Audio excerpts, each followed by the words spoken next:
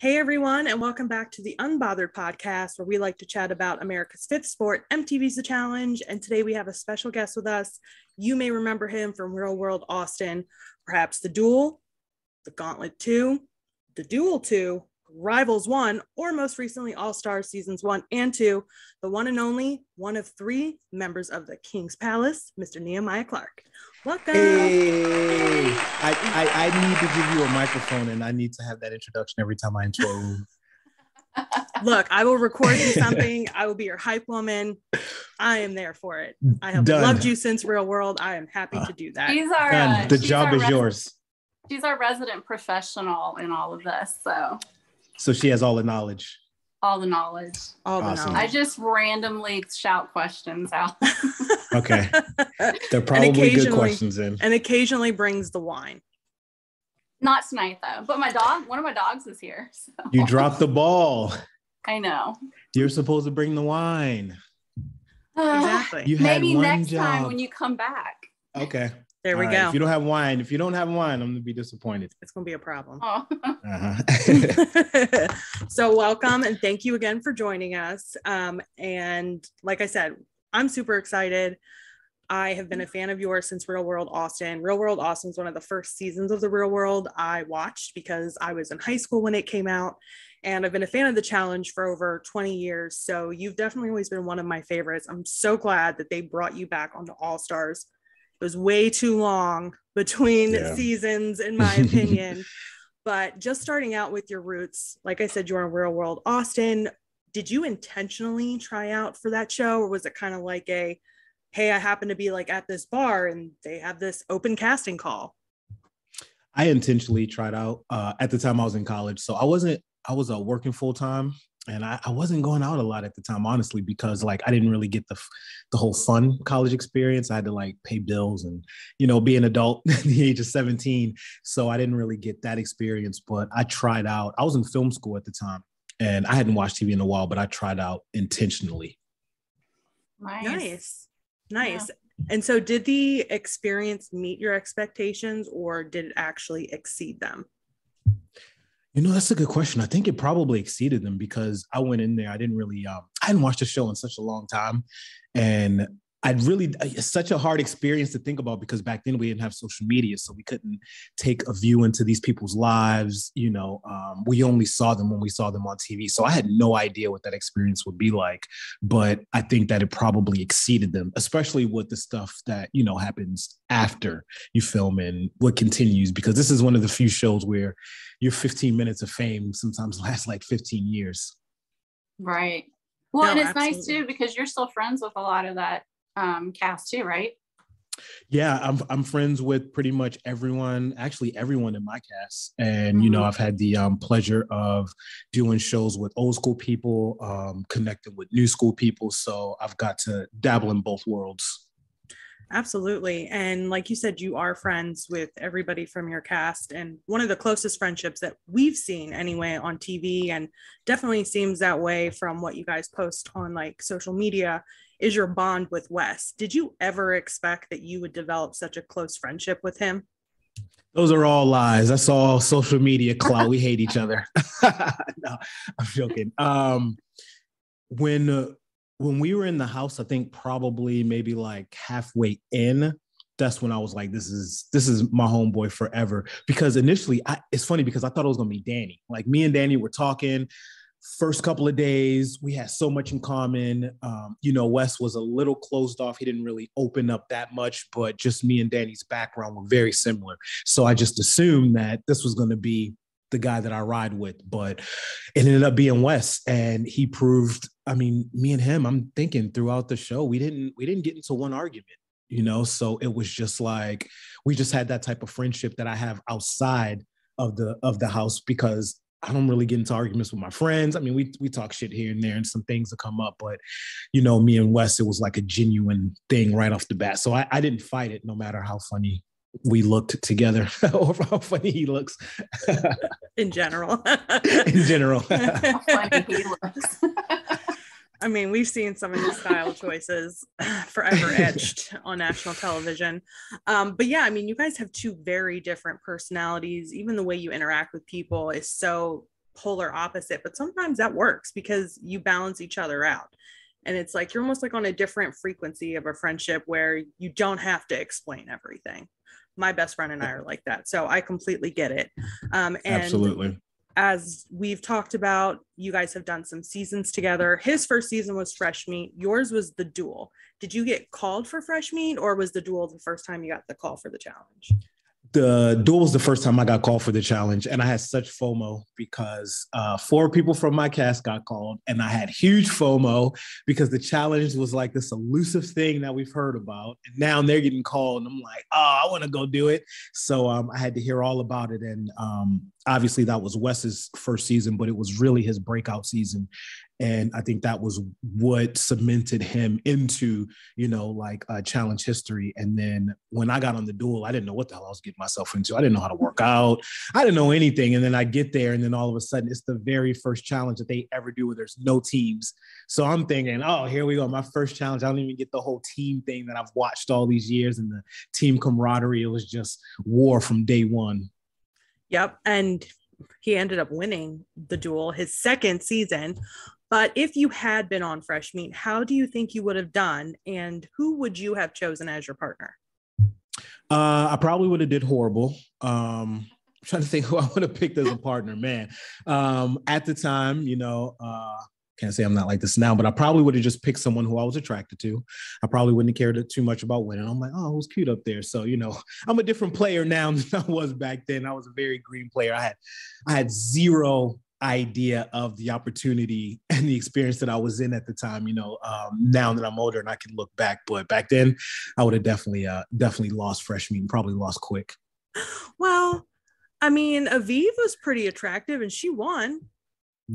Yeah, but she went with Darrell. I mean, I would have picked her, and but what if there's no telling how good. So like, what if you would have been the Danny and you would have had Evelyn? I think you would have went further than Danny. I'm just saying. I think so. That's such a good. Me and Wes are so different. So the reasons why he had a target on his back probably would have been different for me, but we also would have been rookies. So it would have been a hard battle to fight. But I think that they wouldn't have cared anything about putting me against Wes, because it would have been more about getting him out than it would have been coming at me personally.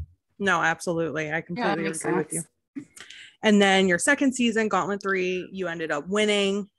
Fantastic. It's like, again, it's like Real World Austin luck. Your second season you're winning on. And then we saw you Duel 2. And then the last main show season we saw you on was Rivals 1, where you were partnered with Evan. So we are not fans. You're not fans. Just FYI. I was so mad for you that whole season. I'm not a fan either, obviously. Yeah.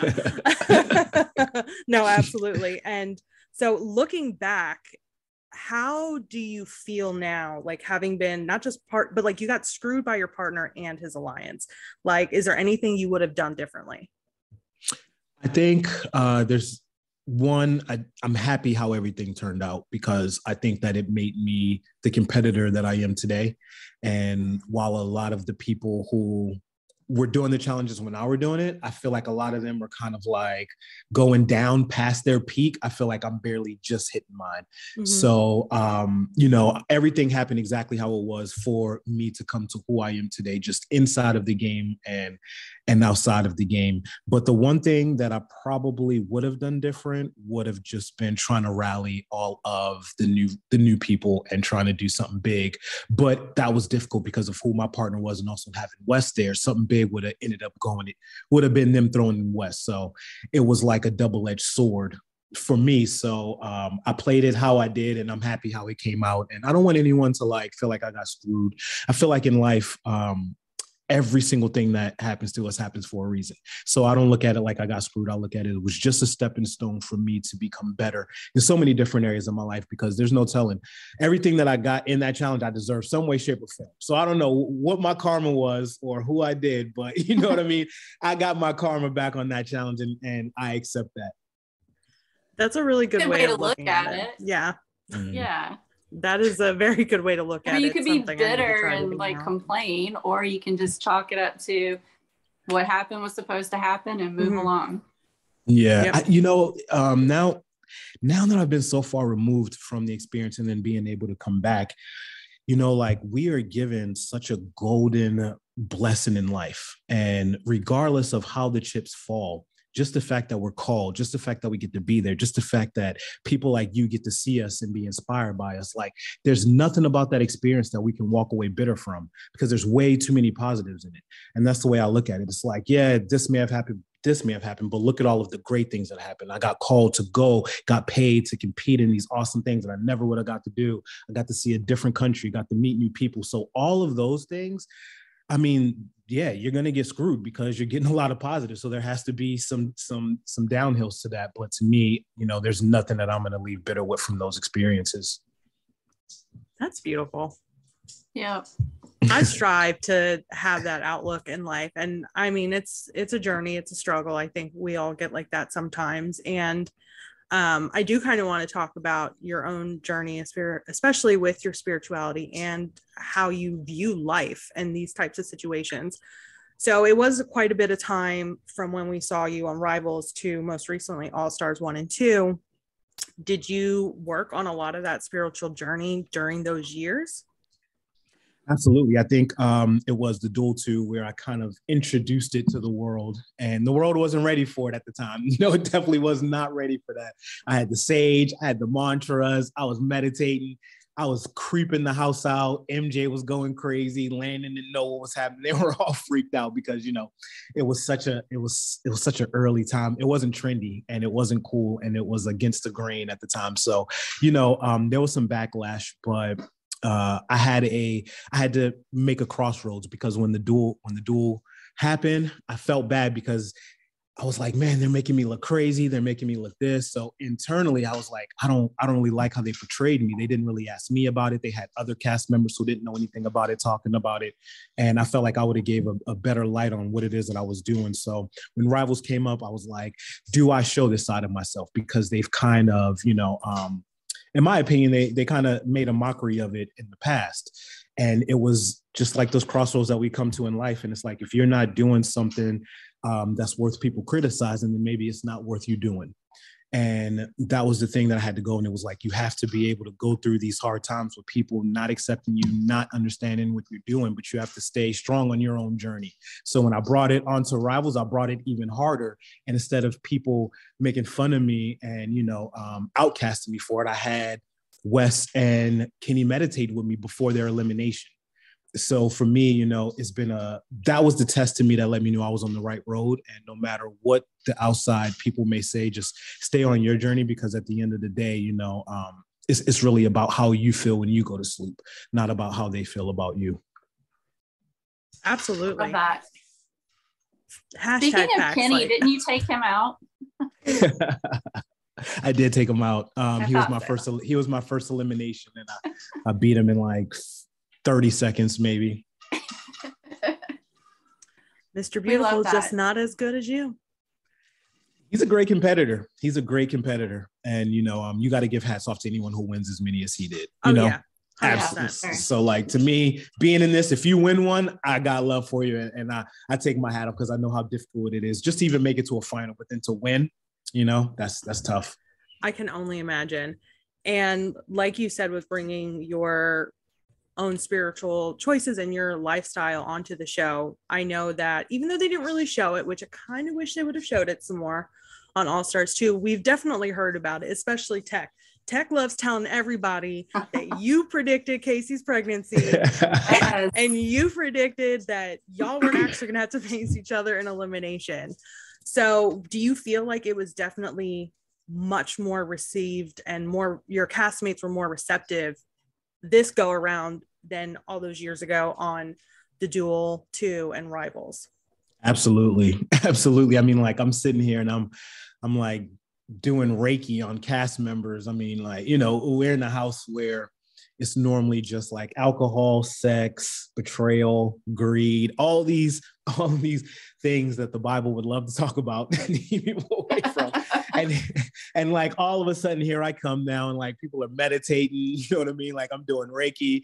We're talking about chakras. We're over here like unlocking childhood traumas and stuff. Just a whole different world. But it's really cool to have those two worlds blend, because me, you know, like I am both. I am competitive. I am, you know, like gritty. You saw in season 2, like I don't back down from anyone. I don't let anyone like go after me. I don't let them talk bad to me or the people I love. So, you know, I still have like, I'm literally a spiritual gangster, you know? So being in the challenge, I get to be both, but having all of these people on season 2, especially Casey, like when we were doing Reiki on her and I was like working on her crown chakra, and then I just see this image and I'm like, look, I don't know what this means to you, but I just see you with the baby and you're in a park and it's like these daisy flowers and it's kind of like a Disney movie. You're spinning around with your child. And I said the sex at the time. I'm not going to say, because I don't know if they revealed it or not. But you're really happy. And I don't know what this means to you, but when you go home, call me when you get pregnant, because it's probably going to happen sooner than later. She's like, yeah, okay. We're not even trying, but you know, we'll see how that goes. And then she calls her fiance, and he's like, hurry up home so I can put a baby in you. And in my mind, I'm thinking that was just it. I'm like, okay, well then that's what I saw. All right. It was just that conversation. I'm leaving it at that. Then we find out that she's pregnant, and she does this whole speech at the elimination. They cut it out, but she was like, you were right. Tech runs and jumps in my arms. And it's like this big scene, but it's funny because it was like this full circle that I wish they would have shown. It's like me giving her Reiki, predicting her baby coming. And then she's the reason why I was saved in elimination. So, you know, it's like this awesome full circle story that I think would have been cool to tell, but they didn't. But yeah, that's a tangent, but yeah. It was funny too, because when we talked to Tech, he said that they cut all that out. But he goes, if you go back and watch it, you can see it on Nehemiah's face. He's like, Wasn't surprised at all. That's why like everyone around is all surprised. And I'm like, oh, yeah, I saw this. Yeah. Thanks. Shoulder pat, shoulder pat. When we were in the room getting dressed, right after Latarian like starts kind of like getting into his emotional thing, I tell Tech, I'm like, this is what TJ's going to say. He's going to be like, Nehemiah and Tech, you are both safe tonight from elimination. And I tell him that, and he's like, yeah, whatever, motherfucker. You know what I mean? He's thinking I'm crazy. And then when TJ says it almost verbatim, Tech runs and jumps in my arms. Like, I don't know. I can't remember if they showed it or not, but like literally when he looked, he's like, motherfucker, he's talking to me. And then he runs over and jumps in my arms. And I'm like holding him up. And I'm just like, in my mind, I'm like, yeah, I know. But everyone else was all shocked and stuff. It was an awesome moment. They didn't show it all. They should have. That was one of those ones. They should have, awesome, you know. Yeah, have you ever done anything like that before? Yeah, I think season 2 was the first time that I kind of did it purposefully. But you know, I've done a bunch of different like ceremonies, kind of like heavy psychedelic ceremonies, like shamanistic ceremonies. So I've done lots of those. And have you predicted things before? I have, like in my dreams, I've had crazy dream predictions. I've channeled things before when I'm in like coming out of these heavy psychedelic shaman experiences where I'm in the room with people that I've never met, and I have messages for them, and like sometimes they started crying and stuff. So for me, like doing this on the challenge, this is kind of new to them, but for me, like I've been doing this for a long time. I'm a level 1 Reiki practitioner, so like I've been dipping into like the spiritual stuff for such a long time. I've seen so much. So when all of that happened on the challenge, it wasn't a big surprise to me. I'm like, this is light compared to some of the things that I've seen. Like, I'm happy like you guys are seeing this, but to me, it wasn't a big surprise. Yeah. And I definitely wish they would have shown everything like you mentioned, or they would have shown more, and especially like last season, because Arissa was in the house too. Oh, yes. And normally, like, you know, like MTV, and I know this is technically Paramount Plus, but usually they like that kind of off the cuff stuff to show, because it's like, some people it's a shock value, to some of us it's like, oh my god, finally representation of some sort. But it's just, I wish they would have shown more, and maybe they will more, you know, as we move forward. I don't know. To their defense, the one thing that they didn't have though is when I gave Casey Reiki and I was doing her reading, so they didn't have the key element of me actually doing it. So now you just got her saying it, me saying it, but the audience doesn't see it. So when you have that little bit of time to tell a whole story, you have to kind of look at what needs to be taken out. So not having that in it kind of takes away from it. Well, they just need to freaking keep a camera on you at all times. I'm the boring character. I'm the boring character. No one wants to see me just at all times. Oh, no, you're not boring. Especially not if you're giving freaking predictions and visions. Like, I don't find that boring. I would watch that all day. Done. But yeah, I want details on this psychedelic shaman stuff you're talking about. Because I've read into some of it before, but I've never I'm also really paranoid. Like I want to be able to trust people and that they're not full of shit. Because I'm just one of those individuals. So I will look into that. Yeah, you just got to find you just got to find the balance, because there's one thing about being able to protect your energy, but there's another thing about allowing conditioned thoughts to have us make our decisions out of fear. Right. And if your decisions are being made out of fear because of your conditioned thoughts, then it's something that's really, at the end of the day, that's the ego. Once you start getting deeper into understanding what the ego is, that's one of the egoic traits, is those voices to keep you from your growth. So that's up to you to know where that balance is and where to find it. Because one, you don't want to just go do some heavy psychedelic shaman experiences with some random crazy people. Yeah. One, you have to be able to be protective. But two, if the opportunity comes where it's safe and the environment is right in that, and you don't do it out of fear because of the conditioned thoughts, and that's you impeding your own growth. So that's on you to figure out that balance. No one else will know that more than you.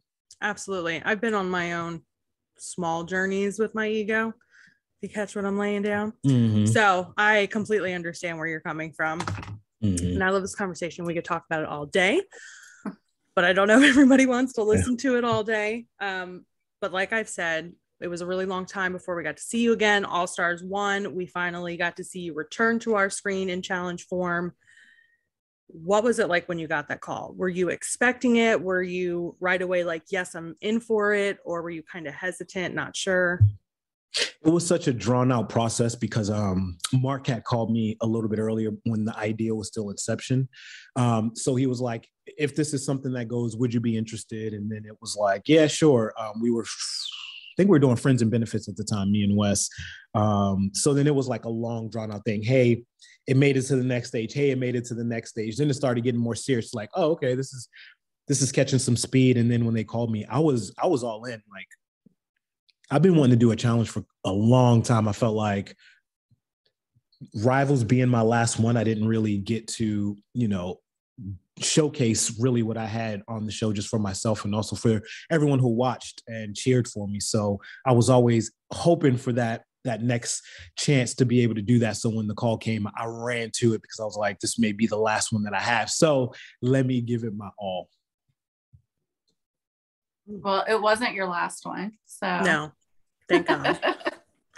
Because even though you barely missed out on the final in AllStars 1, you and Kendall, I was heartbroken for you both. We love Kendall as well. You got some redemption in AllStars 2. Not only did you make it to a final, but so did several other members of your alliance, the now infamous King's Palace. Yes. I love it. Great song. Yes, great song. How'd you guys come up with the name? So like the name is tied to like a lot of stuff that I do outside of the show as well. But like my company is called Kings by Law. Like me and my cousin, so like we've been saying the term king for quite a long time, for years now. So that term has always been around. And then I think one day I was joking around with Janelle, and I was already, calling them king because what happened on the first season, the N-word came up. It was this whole thing. They didn't end up showing it, but that's when I was like, see, this is why I use this word. You know what I mean? Like, this is a prime example of why I use this word, especially in these types of environments. So we had a really deep talk on season 1, and then season 2 came around. So, they had already we were already calling each other king on season 1. You know, like once I started using it to him, like Latarian was calling me young king, Alton was calling me like young king and stuff. So it was already kind of there. But then when season 2 came around, I wanted to really make it official. And I was joking with Janelle one time. She was like, "Oh, your room smells good," and this. And I was like, "Yeah, welcome to the King's Palace. This is royalty, baby." So it was like, that was like the room. And then it just started growing. And most of the time, what we spent our time doing was just sitting in the room, talking shit, laughing, joking, being creative. So once it started with it, just like real kings, sitting there, like taking all of the shots being thrown at us and just laughing about it and having the time of our lives, where everyone is sitting there, even though they're in high control of the game, they're still paranoid. They're still walking around scared, having those whisper conversations and stuff. When we're walking around, we're proud. These are the people that we're riding with. You can walk into our room at any point. There's not going to be weird conversations. You're not going to feel like you're not welcome. You're not going to feel like you can't trust the person next to you. So that's what, you know, I wanted to bring to the challenge. So you said King's Palace to somebody that wasn't in your group. Mm-hmm. Janelle. I was like, "Welcome to the King's Palace, baby." This is welcome to the, you know, you got to be royalty to be in here. So is there started out as a joke that you would have recruited for the King's Palace that wasn't? Yeah, at the time. See, and this is how bad I am with, you know, the political game. I don't even know about recruiting people. You know what I mean? Like, I don't even know how that goes. I don't even know like how that conversation starts off. Because for me, I just usually relied on, you know, like competitive nature. But I would have definitely brought in Darrell and Janelle, because I was actually working with Janelle at the time. I would have brought in Brad. I feel like there was a lot of people who I would have brought in if it would have been that, you know, instead of like everyone against us immediately, you know, because what sparked that was when I had pulled that move to get Derek out, and it got everyone shook, because then they automatically started thinking that that was about to happen to them, you know, because they had already formed their alliances and stuff. So it was like their guilty conscience, you know, showing to them. And then from that point on, it was literally us against the room, and no one would have wanted to join. Because we were, you know, we were, it wasn't like we were winning challenges or ever really in control of anything. So people tend to go with the people who were kind of doing good in the challenges, winning, because they control the vote. And those people normally just kind of hang out, and then they usually dictate how the rest of the voting goes in the house. People are afraid to stand up to them because they are winning. So you kind of get the same thing, the reoccurring theme that happens throughout the challenge, and we see it often. So I was finally in a position to get enough people to want to stand up against that and weren't afraid to stand up against that. And I've been working on that for years, and it never clicked until this time. And I'm happy how it all clicked together. Absolutely. And, you know, I think you could have recruited Brad if you would have just asked him while you were wearing your beard. I mean, like... what else more do you need? You know what I mean? Like, me and Brad had talked before getting there. Brad was one of the reasons why I was happy about doing it. You know, we were like, look, we're riding for each other. We also talked about being in the same room, but we all ran into the house so frantic that we didn't end up in the same room. So things just like everything happened completely opposite of how we expected going into it, but it happened as it needed to. No, absolutely. You nailed that impression. You did. The walk, everything, like you nailed it. But Brad, man, I love Brad. Brad is a hard, like, there is no, you'll never meet anyone in your life that you say, this person reminds me of Brad. Like, Brad is one of a kind. Well, tell him to come talk to us. We've been trying to get him on. I love him. And just like, even how like you were able to hold your eyes like him. I know. And just like your walk. It's perfect. What's up, brother? It's that kind of stuff that makes, that's why we love AllStars. Yeah, you know, everything like that. That's what the challenge used to be about, right? I mean, I remember watching it, and then watching their parties and stuff. It was one of those environments where I was like, I wish I was there. They look like they're having fun. Yeah. Yeah. It lost that along the way. Mm-hmm. You know why? Because they're offering too much money. No one wants to party when you can win $500,000 to $1 million. It's like, yeah, we could party at home, but at some point when you're offering that much money, like there has to be, you got to take it somewhat serious. You know what I mean? Like you got to, because it's life-changing money. So when you don't win and you look back, you're like, well, I partied this, and was it really worth it? You start going through that challenge back hole where everything, all your decision-making, you're thinking about keeping you up late at night. You're like, I should have done this. I should have done that, you know? So yeah, it's way too much money for us to come on there and just be playing around and not be cutthroat. Do you ever go back and watch like any of your old seasons or episodes or anything like that? I went back and I watched all of my old seasons before season 1 and of AllStars, and I had a real conversation with myself. I was like, and I was talking in third person. I'm like, Nehemiah, look at yourself here. Did you give it your all? And I'm looking at my performances and I'm like, absolutely not. I actually don't know why here it doesn't look like I'm sprinting when I should, or why I'm not trying harder. So I went back and I analyzed myself and gave myself a D-. It was like, all right, step it up, kid. Oh, that's interesting. Yeah. And I think that also comes with just maturity. Yeah. Yeah. Just as you get older, like your brain just sort of clicks in the right ways and it just focuses on the right areas and it's less about the BS. So I will say, if you locked me in a house for 3 months with no phone, no internet, and no books, you better give me alcohol and parties, or I'm just not going to have a good time. I will be miserable.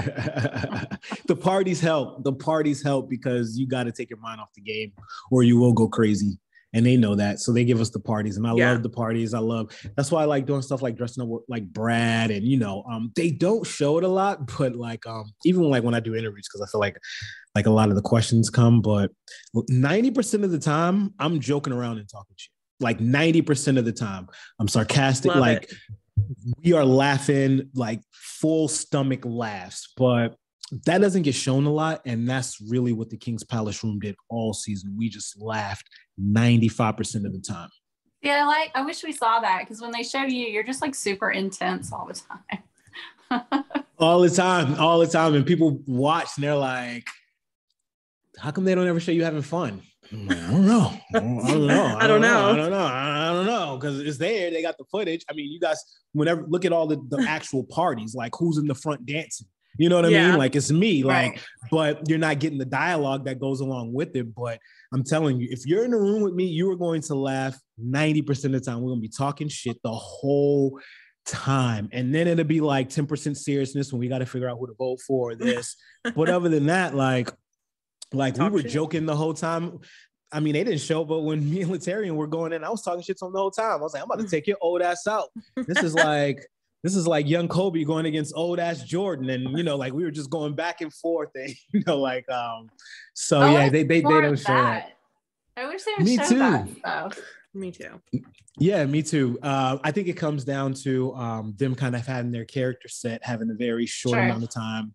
If they have enough comedic commentary, they don't need to add it. You know, like for me, they're not looking at, oh, Nehemiah, what parts of his character should we show to the fans? They're literally looking at what comment fits this area with this, because they don't have enough time to really go in. Yeah. So they choose like the 5 minutes that you're pissed off because you're about to go into elimination. And you're right. I'm all serious and stuff. You're all aggro and everything. Oh my God. And they did, I mean, like when up at those, like when we were doing the selection, they don't show it a lot, but I'm literally making everyone laugh 90% of the time. I'm sitting there, like right when they're saying my name, I'm like looking at them cross-eyed and stuff. I'm like saying jokes to them and things. So they didn't show any of that, but it's fine. But we had a good time, a good fun time.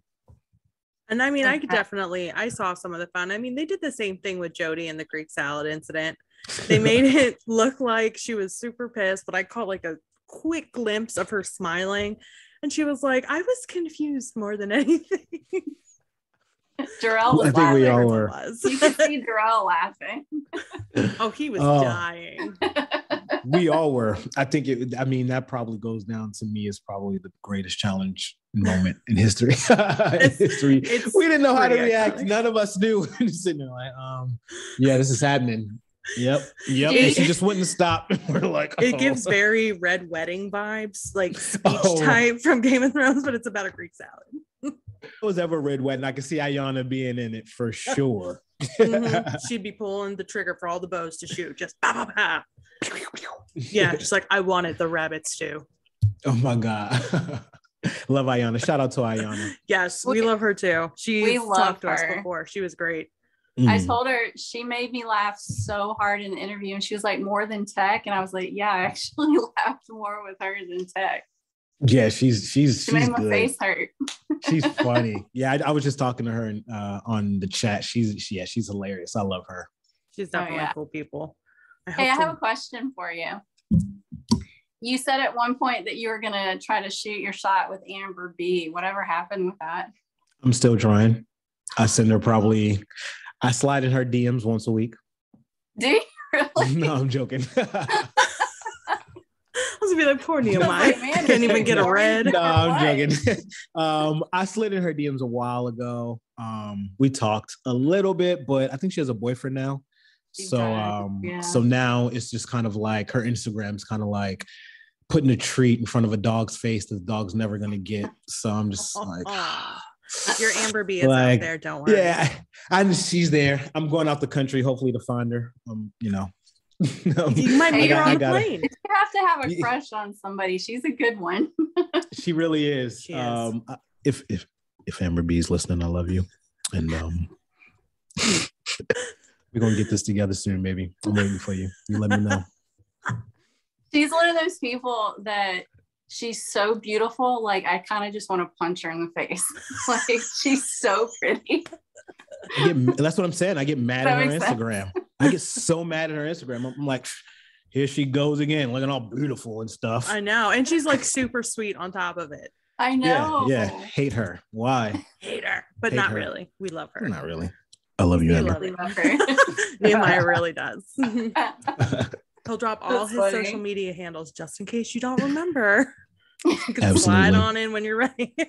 Yes, you can find me on Instagram at Nehemiah Loves Amber B. Twitter, Nehemiah plus Amber, and my website, NehemiahForeverAmber.com. We're gonna make this happen. Yeah, we'll get the website together for you. All right, please do. Some good animation and everything. Oh, we need that. We absolutely do. So what was your favorite moment on AllStars? It could be AllStars 1, AllStars 2, favorite moment from both. This is a selfish one. Winning that elimination to go straight to the final. Because I got to bring Melinda with me, and she had never done a final before. She was my partner, and I know that a lot of the heat that she got was because she was associated with me. And if she wasn't associated with me, I think that she probably would have just been able to fly under the radar, because everyone loved having her around in the house. So that was a good moment, because it was almost like, look, we're here. It was worth it. Thanks for riding with me. It sucked because I had to take out Letarian, but at that point it was like, look, we did it. We did it. We went against everything that they threw at us, and we succeeded. So, the battle's won. Absolutely. And it was a good partnership. I mean, Melinda really showed that she is not the same woman that was on these shows all those years ago. She is stronger. She is more confident. And I absolutely love seeing it. I love seeing you guys as partners. You have great chemistry, which, I mean, is no surprise. You've been friends for years. But to see you both make it to the final was it was awesome. Oh, well, thank you. Yeah, shout out to Melinda. Love her. She has really came into her own. They cut out the part with on the last challenge when we actually won. So shout out to being the only team to have a life shield and win a challenge the next day. But we were the only ones who sat in every single seat in that house. Like, we sat in every single seat, from the winner seat to the being nominated seat to the team to lose seat. You know what I mean? Like, I was in every single seat. But the moment that they cut out was on the last challenge, when Melinda beat everybody, guys and girls, with the time. And TJ was like, you're really coming into your own. And that was such a proud moment for her. I wish they would have shown it, but I think it was a culmination, and it was an awesome moment, because we all felt that. And TJ just ended up saying it. And, she's been through so much, and to come out to where she is, she's my spirit animal right now. So, shout out to Melinda. Absolutely. Melinda. We love her too. And I wish they would have shown that too from TJ. We love a good heart-to-heart TJ moment. We don't get it all the time. We don't. He had, I know. I'm sad they didn't show it for her because she got teary-eyed when he said it. Oh, yeah, it was a special moment. That's what I like about AllStars. Even if people are like arguing or maybe don't like each other that much, everybody's still happy for anybody else that wins or, you know, does something great or whatever. I love that. It's a whole different vibe. Yeah, we're older and, you know, actually I can't say we're because I'm only 36. So I'm kind of like right there with the regular people in the, some of them, not all of them. But we also have like real relationships outside of this. You know, me and Johnny, I was there when Johnny, you know, pretty much had her baby. And I remember like I took pictures of her baby for her at my house in Hollywood. So it's like these people I've known for years. You know, Cyrus, there were so many people that I met who I actually never even done a show with until AllStars. I know Cyrus for 10 years, Kellyanne for years, Tech for years, and never even did a show with them. So that to me was the beauty of AllStars, was that we were real friends with real history coming together and doing a show for everybody. That's beautiful. Well, we love it. We definitely do. How do you think you would do on the flagship show? Because I mean, you're only 36. A lot of the individuals on the it's not like it used to be where everybody was like 18 to 23. Look at CT. How old is he? 40. He's in his 40s. Yeah. So how do you think you would do if you had a chance now to go on the flagship show with the kind of the stack of characters they've been having the last couple of seasons? I think that I would do good. You know, I think that when we did Friends and Benefits, you know, I got to be around a lot of the people. I mean, I was around Fessy, Hunter, Nelson, Devin, Kayla, Nani, like so many people, you know. So I've been in environments with them, and I just think that I haven't even hit my prime yet. Like season 2, y'all saw like me at, I think honestly, like 50 or 60% of my capacity. Season 1, I trained myself. Season 2, I got a trainer and I took it serious. So this is the first time that I've ever even gotten to a groove. I did more challenges in one, like pretty much in that 1 year than I almost did my whole challenge career. So I never, ever even gotten called for 2 challenges in a row. This is the first time with season 1 and 2 that I ever did 2 back to back. So to me, I think that I'm finally at that point to actually be the competitor that, I mean, I've already won one, but now it would just be a little bit more dangerous for a lot of them. I don't disagree with that. I would love to see you go on the flagship and take out the Big Brother players. That'd be awesome. Big Brother ones. Which one you want to see me take out? Which one you? Fessy and Josh. You don't like you want me to take Fessy and Josh out? Take them both out. Yep. Well, I mean, they've made such an impact on you that you're talking about them, so they're doing their job. The impact would be actually, if I want somebody that I can love to hate. Like I love to hate bananas. Mm-hmm. Yeah, I don't love to hate them. I just not a fan. I can see that. Mm-hmm. Josh, I actually didn't mind Josh as much this past season. Mm-hmm. He's toned it down a little bit, but I think physically, I think you would stand a very good chance. I mean, look at CT. CT's won the last couple of seasons, and he's the oldest guy on there. And yeah, you're only a few years younger, but you're physically in a much different prime than you used to be. And I think I even think you would do well at the social game. I don't know. I think all the girls would love you. You think so? I think so. See, look at you. Don't flatter me my way. Again, I'm your hype woman. You are my hype woman. You know, once AllStars started, it's funny. I wasn't attractive until then. Like the girls was not talking about me until AllStars won. Like I was getting no play. I was getting like, I'm trying to think back in the day. Well, you said that you didn't have, you were 0-5 for like not having sex on the show. I am. I'm still a challenge virgin. I have not had sex on a challenge yet. Okay. It's, you know, keeps your head in the game. You think I'm lying? No. I was gonna be like, it's okay, and then I was like, well, maybe he doesn't think it's okay to be. You know, I'm okay with it. I'm okay. It's okay. Look, I'm okay with it because there hasn't been like any woman on the show who I was so into that just shot me down. So that's the reason why I'm 0-5. You know what I mean? So it's not like I've tried 5 times and I've missed. I've just done that many challenges and never hooked up with anyone in the house. I think it's commendable. But thank you. See, yeah. Thank you. Yes, it is. Yes. It is. Yes. Absolutely. It's also, 0-5 in getting weird rashes in strange places with no medical care. No medical care, having someone sloppy seconds, birds, sloppy fifths when it comes to the house. Like you could don't be all even remember. Like how many times have we seen this where people get all cuddly and stuff, and then like halfway through it's made known that that person also hooked up with someone earlier. So now the person is just like, oh my God. I feel so and they stupid. Probably didn't. And then it's all like incestuous.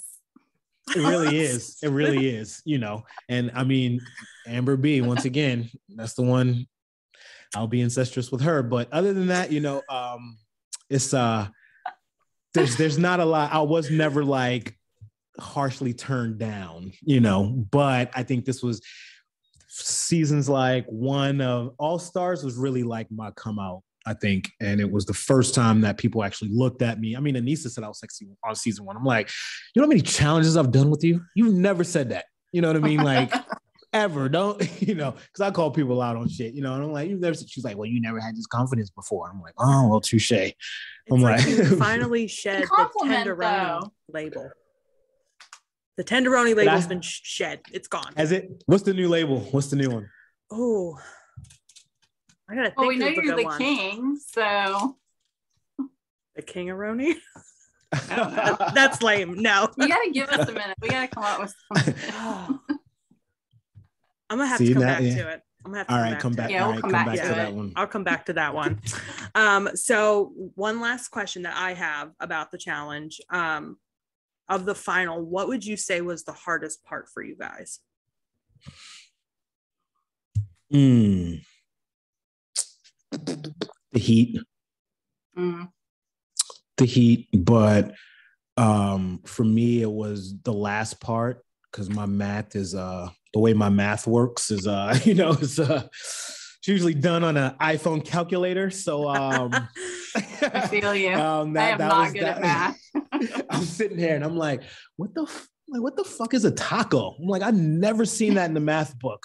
How am I supposed to figure out what a taco is? And how does that, I mean, I know what a dress could equal. That's usually like, depending on how much you love the girl, that could be anywhere between $30 to $200. Like my mind is going all different types of places when I'm seeing these images. So like, that was tough, but I'm proud of me and Melinda for the way we did phase 1. It was absolutely, that shit was tough, but we beasted it out, and I was hurt, she was hurt, but the second phase, obviously, because I think that we were like kind of a little mentally, drained when it came to that part. So that was the toughest because I think we were kind of like, they didn't show it too because there was this one, they didn't show one of the bike pieces. So there was one bike piece, right? They didn't show this for any of us, but it was so far that it was like 6 miles away. And there was time we were like, fuck this. When we got there, we both dropped the bikes, laid out. Her ankle was done. I was cramping up. They didn't show this, but like we were done. And I gave her Reiki, and I'm like giving her Reiki. And then I had to give myself Reiki. And then I was like giving her Reiki, and she was like, my teeth are kind of like shaking. And I was like, oh shit, it's working. I'm like, let me keep this up. So I'm like giving her Reiki, and then I gave it to myself because I was done. I was cramping. And then we were able to beast it out. And that one bike ride, man, that was enough.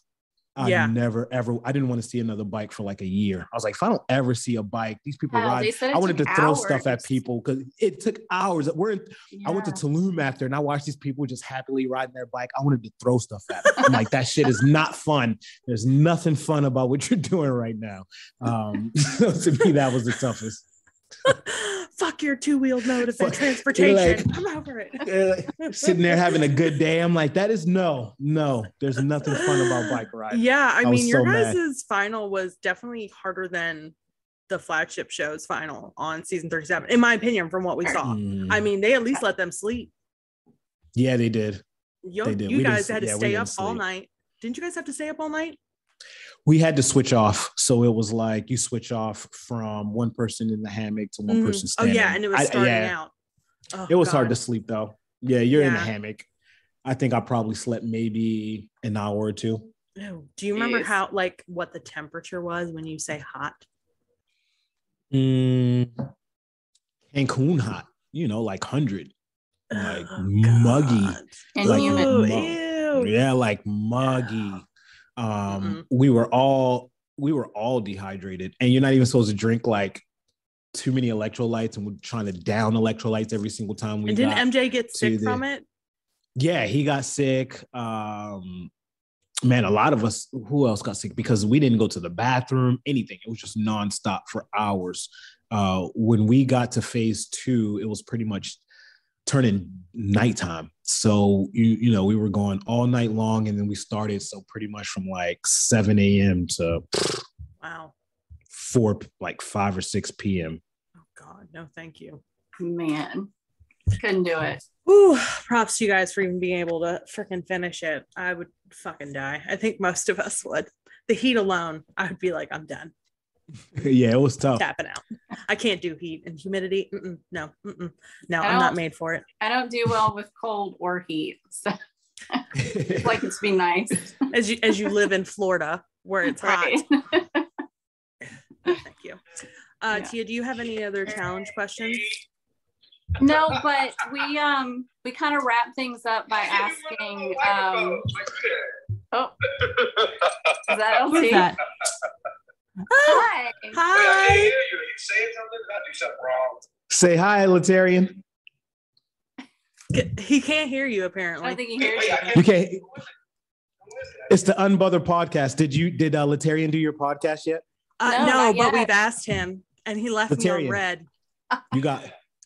We're gonna do this podcast with them. They want you to do it. Unbothered. Yeah. Did not do it on a podcast today? He said he did it with y'all. No, not the Unbothered. He agreed. Nah. And then you agreed, but you didn't. Back. But you ain't answered back. Oh my God. Way to call him out. I will DM you again, my friend. Awesome. We'll get the whole King's Palace on here and your queen. 40 people in the I love it. I love having both of you. He is. I know. Latarian, I got one more question with them, and I'm about to wild out with you in a second. All of y'all 35 people, get ready. Ask a rando. 35 people. So pick a random. We'll make it quick and wrap it up. Basically, we just asked you some like random weird questions right before we let you go. What's your favorite smell? My favorite smell would have to be the smell of a woman in the morning. Oh, nice. I like that. If you got arrested and nobody knew why, like what would your friends and family think you got arrested for? If I got arrested and no one knew why, and they questioned what I got arrested for, they probably would think I was like trying to save some animals from an orphanage or something. Yay! It's either that or selling some dope. One extreme or the other. There is no in between. We're animal lovers, so we like that answer. Yeah, we did. And then one more question, and we'll let you go play. Toilet paper, under or over? She said, "Okay, toilet paper over or under? Neither, because I use King wipes." Oh, what's a King wipe? Yeah, it's a baby wipe that I labeled King wipe. Oh, okay. I was like, you get somebody else to wipe it for you? Yeah, I got a sensitive booty. You need a bidet. I bring baby wipes with me everywhere. Like I travel with a box of baby wipes. Just don't flush them. I don't flush them. No, I do it like they do in Mexico. Okay. I'm not even gonna ask. Okay, real quick, what is your social media handle so people can find you if they haven't already? Nehemiah Clark is the social media handle. Perfect. And we got the Save the Palace t-shirts available too. So make sure you'll go check them out. We've seen that. Represent the King's Palace. We out Save the Palace. Absolutely. Save the Palace. All right. So we're gonna head on out. Thank you so much, awesome. Nehemiah. Thank you so much. I'm about to wild out with Latarian right now. We're gonna go watch. Go wild out. We'll go Come watch. on, join. All right. Bye. All right. Bye.